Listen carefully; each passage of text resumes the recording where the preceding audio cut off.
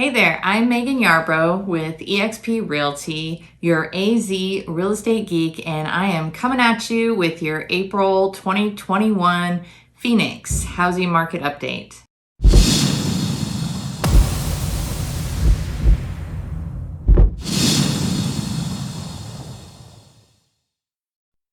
Now, if you guys are looking to buy or sell, I know you are probably feeling the effects of the housing market right now. It is crazy. It is bananas. I know with my buyers, they're having issues just finding a home because inventory is still super low. The people who want to sell, they're still on the fence wondering, is now a good time to sell because prices are going up, and they're also wanting to buy something new. That if you are looking to sell, it's still a fantastic time to sell. If you have some investment properties that you're looking to cash out on, or just second homes, this is a great time to sell if you're not looking for another place to buy. And as we jump into these numbers, I just want to remind you that this channel not only has fantastic market updates, but fun things to do and see in the Phoenix area, as well as home tours. So please go down there, hit that subscribe button, really appreciate it. So we're going over the March 2021 numbers and kind of comparing them to what it looked like in March 2020. Last year, we were pretty much on a complete lockdown. So things are gonna look screwy over the next few months, but here we've still got some solid numbers to work with. So I based my numbers on the whole of the ARMLS, which is the Arizona Regional Multiple Listing Service. So this is gonna be the greater Phoenix metropolitan area that we're looking at. Last month in March, we sold 10,399 homes. Those are homes that closed in 1 month. We're comparing that to a little over 8,800 this time last year. And if you saw my last video, you saw that we were at about 8,000 in February. So we sold an additional 2,000 homes in 1 month. It's crazy. The average days on market have dropped. They were 41 last month. We're down to 34 days on market. That's when a home gets listed and goes through the escrow process and closes. 34 days average. That is very, very low. And we're comparing that to 54. The news I don't want to share, but our average sales price has gone up even more. Last month, we were reporting a $460,000 average sales price, and now we are up to $472,000. That's the average. So that's including little homes and great big $3+ million homes. Compare that to last year, the average sales price was $378,000. Our median sales price is around $358,000. compared to 303 last year. So slightly good news. Demand for homes is slightly going down. Where we had 28 days of inventory as our absorption rate, we've ticked up to 29 days. But we are looking, as far as the indexes I'm seeing, that demand is slowing down slightly. It's not noticeable right now. I don't think it's going to be noticeable here in the next few months at least. But if you're a seller, instead of getting 15 offers, maybe you're getting 12. One of the more staggering ones I saw today too. Last month we were at a 99% list to sale ratio, which meant that you list your home at a particular price and it's selling at that price, if not over. When I checked the March numbers, we are at 101%. That means that pretty much any house out there is being sold over the list price. So if you are a buyer and you are trying to make an offer on a home, you have to know that to be competitive, you probably will have to go over list price. It's tough because appraisals are still a little low, and I think they're trying to help stabilize the market that way, but just know that sale prices are over list prices now. So there's no, I'm gonna get a great deal on this house. No, even the cruddy houses are selling over list price. Interest rates are continuing to go up. Earlier this week, they were marked at 3.17%. So they are going up. So that is going up quite a bit in a month.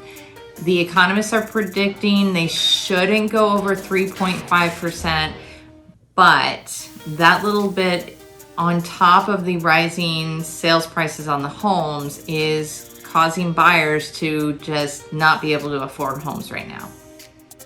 It's super rough. I'm working with a lot of buyers right now. I'm working with one in particular that we've been working for a while, and they're almost just priced out of the market at this point. So let's just talk a little bit about the price increases. A national average, like all over the country, prices have gone up 14% year over year. In Arizona, they've gone up 24% year over year. That's staggering. There are only a couple metropolitan areas that are higher than that. Austin, Texas is up almost 40% year over year. Los Angeles even is up 24%, which is crazy because if you think about it, in California, properties are fairly expensive. That is why we're seeing a large migration of California residents. Also, Washington, Oregon residents are moving into areas like Arizona and Texas because they can't afford a house in California, but they can't afford one here. So you're seeing a lot of that influx in Arizona especially. And I know buyers are getting a little stressed out. We're looking at 7 months straight of double-digit increases in sales prices.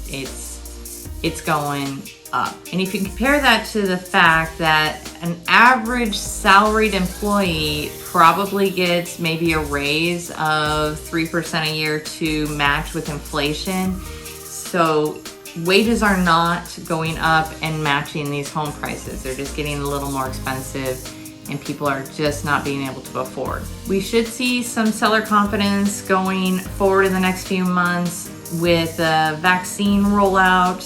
People are feeling safer going outdoors. They're feeling safer about having people come into their houses. So we'll probably see inventory loosen up a little bit.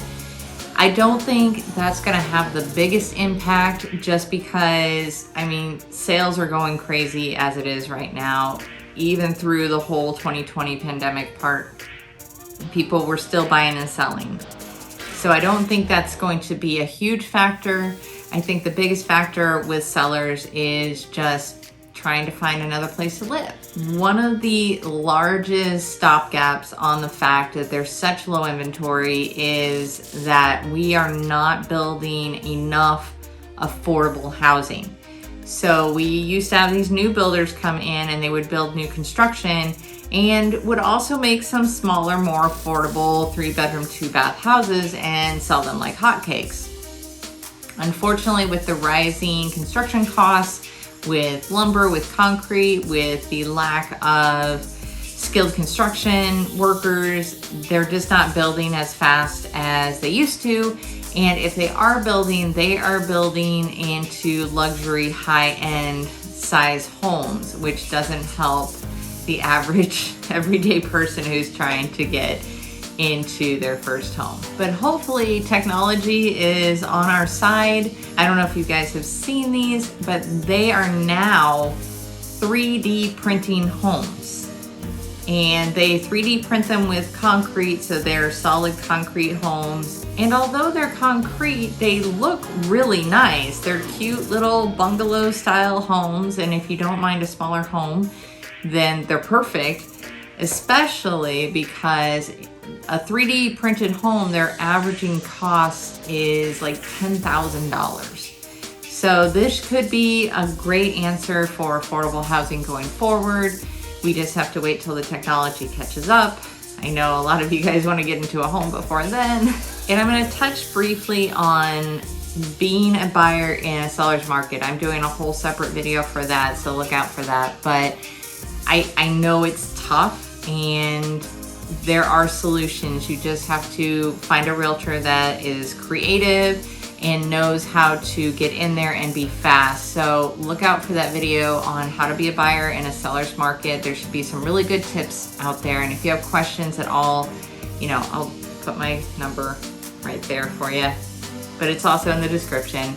Love to answer any questions you have. One solution I am seeing that's becoming more popular is something called a bridge loan. So one of the issues that people have when they're trying to sell their home and go into a new home is that when a seller has multiple offers and one has a contingency that they can't buy your home unless they sell their other one, it's, you know, sometimes that offer just gets thrown out. I mean, if you have other offers that don't have that same contingency, it makes it very hard for someone who wants to sell their home and move into another home. Like, where do they find the funds if they need the funds to get into the new home? So a bridge loan basically is a short-term line of credit, usually for 6 months to a year. It has super high interest rates, like 10% or something like that. But what you can do with it is basically pay off the mortgage on your previous home, so that's taken care of, and then use the rest of it as a down payment on your new home so that you are not contingent to buying that new home. And then once the sale of your first home goes through, you can pay back that bridge loan. So it's an option. Is it an option for everybody? I don't know, but you would talk to your loan officer about what's best for you on that.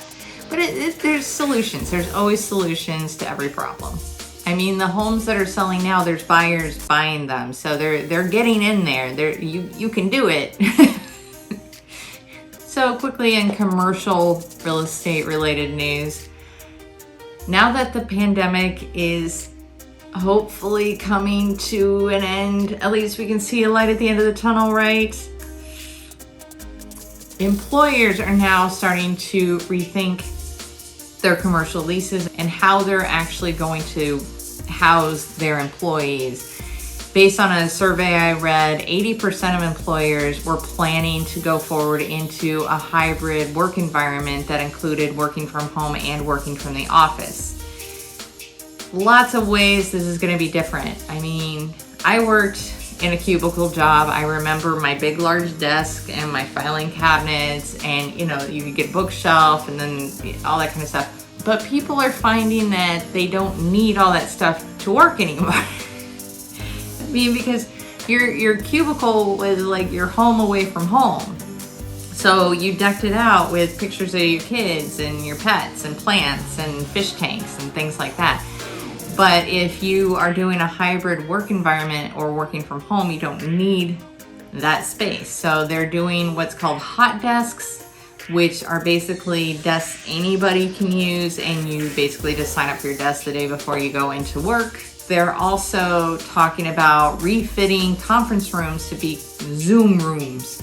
So you could still have people meeting in person in a conference room, but you'll have a television with other employees that are working from home so they can still participate. They're talking about phone booth style workspaces, so you could have private video conferences while you're at work. And then Star Wars fans would probably recognize, they are talking about holograms. This is our most desperate hour. Help me, Obi-Wan Kenobi. You're my only hope. Holograms, people, where they have 360 degree cameras to record you. You have microphones, all that kind of stuff. And when your colleagues are at work, you're standing there or sitting there as a hologram. We do not have many ships to spare. What about the droid attack on the Wookiees? Hey, you know, science fiction is just technology catching up, right? So those were my big updates today. I'm, for the foreseeable future, doing these once a month, but if you'd like to see them more often, if you think a weekly update would be good, just so that you can stay on top of this really hot market, let me know in the comments, and I will definitely try to accommodate that. And again, if you are looking to buy or sell a home in the Phoenix metro area or just have some general questions, all my contact information is below. It should be right there, there, and also in the description. Thanks, and stay geeky out there.